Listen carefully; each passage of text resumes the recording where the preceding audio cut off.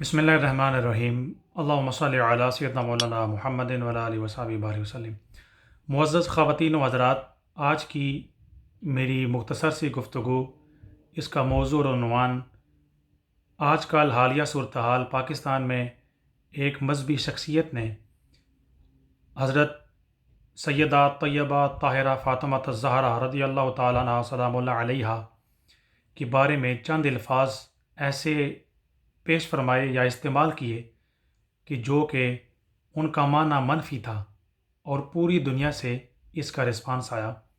ये मेरा मौजू है और हालात किस तरफ जा रहे हैं और क्या करना चाहिए। ये वीडियो बड़ी इंफॉर्मेटिव होगी और मुझे उम्मीद है कि इस सेंस में आपने इस मौजू पर एक ख़ास नुक्ता नज़र से गुफ्तगू पहले ना सुनी होगी। अगर सुनी है तो बहुत लाखों में बहुत चंद लोग हैं जिन्होंने इस पर गुफ्तगू की हो, जिस मौजू पर, जिस एंगल से मैं इस नुक्ते पर बात करूँगा। सूरह बकरा है, आयत नंबर 104 है। आयत है, अऊज़ु बिल्लाहि मिनश शैतानिर रजीम, बिस्मिल्लाहिर रहमानिर रहीम, या अय्युहल्लज़ीना आमनू ला तक़ूलू राइना वक़ूलू उन्ज़ुरना वस्मऊ वलिल काफ़िरीन अज़ाबुन अलीम। सदक़ल्लाहु मौलाना अज़ीम। इसका तर्जुमा है, ईमान वालों, मेरे हबीब सल्लल्लाहु अलैहि वसल्लम से कलाम करते वक़्त, बात करते वक़्त मत कहा करो राइना, बल्कि कहो उन्ज़ुरना, और उनकी पहले ही बात गौर से सुना करो, और काफरों के लिए दर्दनाक अज़ाब है।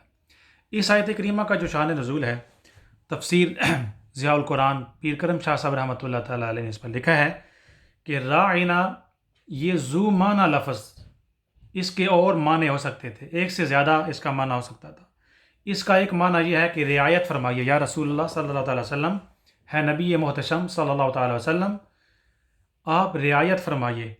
और सहाबा किराम रिज़वानुल्लाह ताला अलैहिम अजमाइन जब बारगाह रिसालत में पेश खिदमत होते, हाज़िर होते, तो नबी करीम सल्लल्लाहु अलैहि वसल्लम के किसी इरशाद मुबारक को सही समझ ना सकते, सुन ना सकते, तो अर्ज़ करते राइना हबीबुल्लाह राइना, या रसूलुल्लाह सल्लल्लाहु अलैहि वसल्लम हमारी रियायत फरमाइए, हम पूरी तरह समझ नहीं सके हैं, दोबारा समझा दीजिए। लेकिन ये जो राइना लफ्ज़ था, ये यहूद की अबरानी ज़बान उस वक़्त में इसका लफ्ज़ एक नेगेटिव, मनफी माने में इस्तेमाल होता था, और इसका दूसरा माना यहूद की उस दौर में, जो उस दौर की ज़ुबान थी, गुस्ताखी और बेअदबी का माना होता था। मैं यहाँ पर आपको रोकता हूँ। हमें ये कुरान पाक का ये उसूल इस आयत करीमा से समझ आया कि उर्फ़ आम में उस वक़्त की तहज़ीब व तबद्दन में अगर कोई लफ्ज़ मनफी माना दे तो उसको छोड़ दिया जाएगा। उसका ये नहीं होगा कि इसका ये माना फ़लाँ आलिम ने, फ़लाँ मुफ्ती ने, फ़लाँ साहब ने ये बयान फरमाया, इसका अच्छा माना है। जिस तरह इस जो लफ्ज़ बोला गया सैयदा कायनात रज़ियल्लाहु ताला अन्हा के लिए, उसकी तौजीहात की जा रही हैं।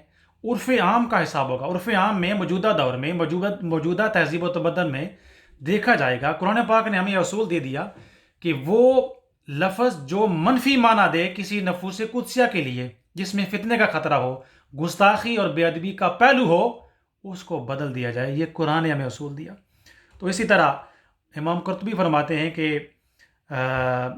नबी अल्लाह पाक ने, इससे साबित हुआ कि ऐसे लफ्ज़ नबी करीम सल्लल्लाहु अलैहि वसल्लम के लिए, बारगाह मुस्तफ़ी के लिए इस्तेमाल करने से मना फरमा दिया जिनमें तनकीस और बेअदबी का पहलू हो।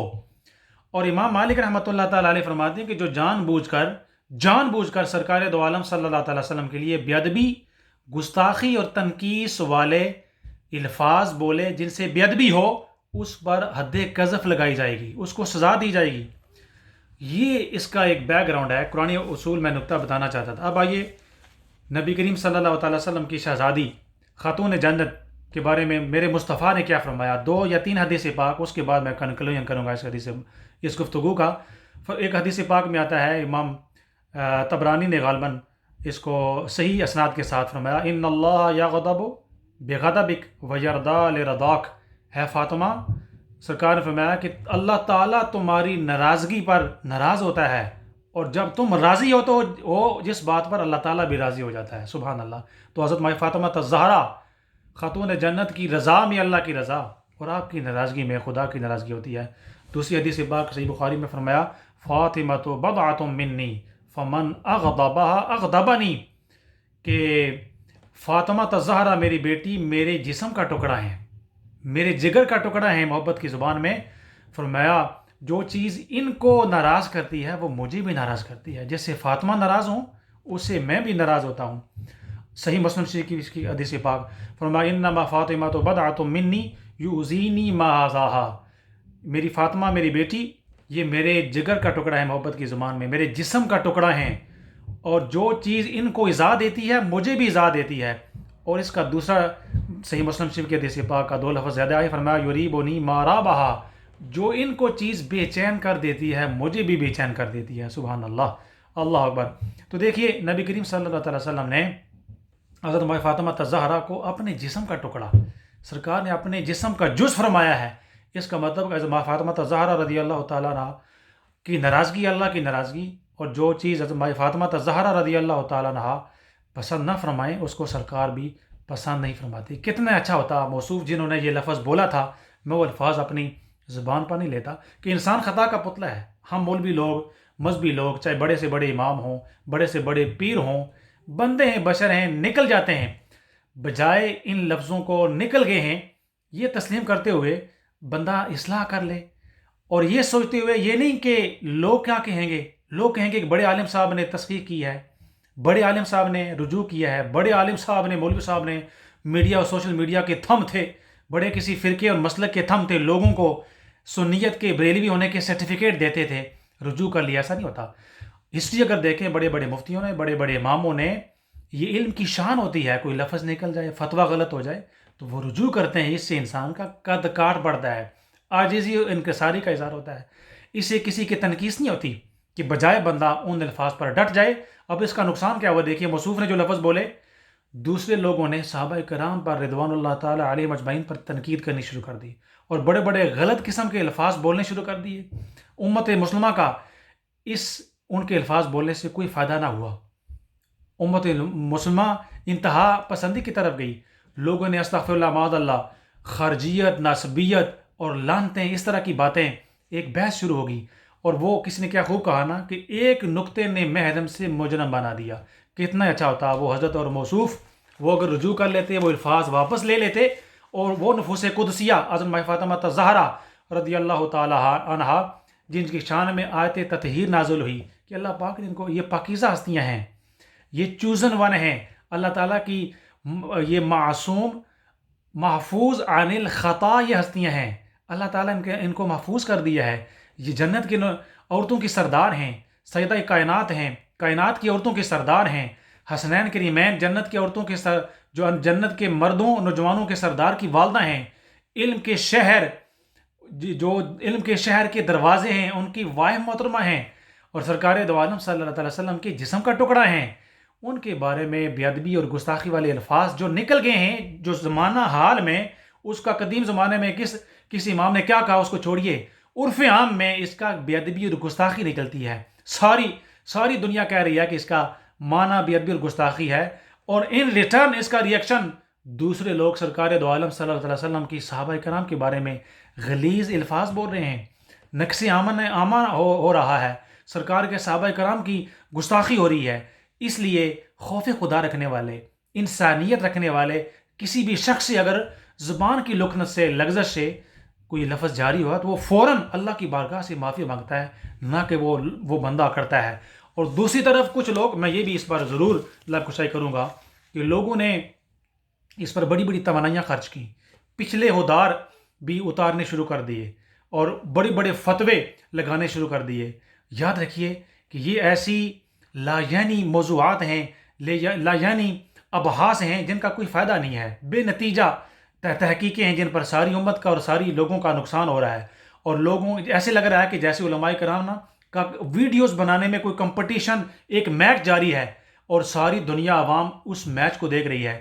اور یاد رکھیے یہ دشمن کی چال ہوتی ہے کہ مسلمانوں کو ہمیشہ، ہسٹری اگر آپ پڑھیں تو مسلمانوں کو فرقہ فرقہ کر کے دشمن آپس میں لڑاتے ہیں اور اپنا الو سیدھا کرتے ہیں. اور مسلمانوں کو سب سے زیادہ نقصان کسی دشمن نے نہیں، اندر کے اتحاد نے نقصان پہنچایا ہے. کہ اگر جب مسلمان آپس میں لڑتے ہیں، مختلف فرقے آپس میں لڑتے ہیں، لوگ اہل بیت اطہار رضوان اللہ تعالیٰ علیہ مجمعین، صحابہ کرام رضوان اللہ تعالیٰ علیہ مجمعین کے نام پر گروپس بناتے ہیں، آپس میں لڑتے ہیں، تو اندر کا اتحاد اور مسلمان کمزور ہوتے ہیں اور دشمن طاقتور ہوتا ہے۔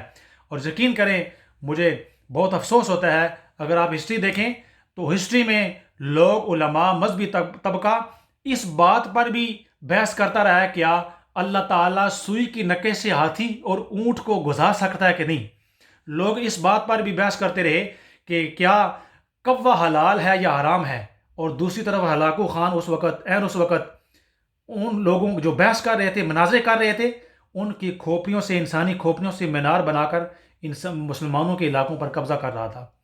آپ غور کریں، فکر کریں، ایسے لوگ جو اہل بیت اطہار رضوان اللہ تعالیٰ علیہ مجمعین کی گستاخی کرتے ہیں، بے ادبی کرتے ہیں، اور ایسے الفاظ کے چناؤ میں احتیاط نہیں برتتے، اور دوسری طرف دوسرا طبقہ افراط و تفرید کا شکار ہو کر بڑے بڑے فتوے لگاتا ہے اور ساری امت کو اس طرف لگا دیتا ہے، اور ایک اور طبقہ اٹھتا ہے صحابہ کرام پر زبان درازی کرتا ہے۔ یاد رکھیے یہ سارے لوگ دین کے دشمن ہیں، اسلام کے دشمن ہیں۔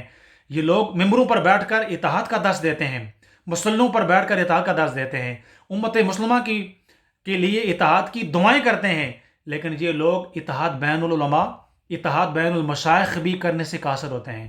اس لیے ایسے بزرگ، ایسے علماء، ایسی ہستیاں جو بزرگ ہیں، صاحب بصیرت ہیں، صاحب بصارت ہیں، ان کی یہ ذمہ داری ہے کہ وہ ایک پازیٹیو اور مثبت رول پلے کریں، اہل بیت اطہار رضوان اللہ تعالیٰ علیہ مجمعین کی رج کر تعریف اور توصیف بیان کریں، لوگوں کو ان کی محبت کی طرف لائیں، اور اسی طرح صحابہ کرام رضوان اللہ تعالیٰ علیہ مجمعین کی رج کر تعریف اور توصیف بیان کریں، لوگوں کو ان کی محبت کی طرف لگائیں۔ لیکن ایسی طرف اگر کوئی مولوی صاحب انتہا پسندی کی طرف اپنے علماء کو لے جائے اور آنکھیں بند کر کے اندھی تقلید کرنے والے کہ ہمارے مولوی صاحب کی جو زبان سے نکل گیا وہ صحیح ہے، اور اسی پر جم جائیں اور بڑی بڑی دن لگا کر تحقیقیں شروع ہو جائیں، ان اداؤں پر ہمیں غور کرنا چاہیے، ایسی چیزوں پر وقت ضائع نہیں کرنا چاہیے۔ یہ نفوس قدسیہ، یاد رکھیے آخری بات میری، نفوس قدسیہ یہ کسی کی محبت کا محتاج نہیں ہے، وہ لوگ بڑے ہی معتبر ہیں، خوش قسمت ہیں، اہل بیت اطہار صحابہ کرام رضوان اللہ تعالیٰ علیہ مجمعین کے ساتھ جو محبت کرتے ہیں۔ اگر کوئی گستاخ ایسی بے ادبی کی، گستاخی کے الفاظ بولتا ہے، وہ جانے، اس کا کام جانے، اللہ تعالیٰ اس کو خود سزا دے گا۔ ہمیں محبت اور امن اور سلامتی کی پیغام کو عام کرنا چاہیے۔ لوگ مر رہے ہیں، کرونا وائرس سے لاشیں اٹھ رہی ہیں، جنازے اٹھ رہے ہیں، غربت ہے، اتحاد امت مسلمہ کا جو اتحاد ہے وہ پارا پارا ہو رہا ہے، اور اغیار اور دشمن لبرلز اور جو دشمن طاقتیں ہیں کشمیر، فلسطین، سیریا، برما، افغانستان میں مسلمانوں کی لاشوں کے ساتھ کھیل رہی ہیں، لوگ انتہا پسندی کی طرف اسلام کا تعلق جوڑ رہے ہیں، دہشت گردی کے ساتھ اسلام کا تعلق جوڑ رہے ہیں۔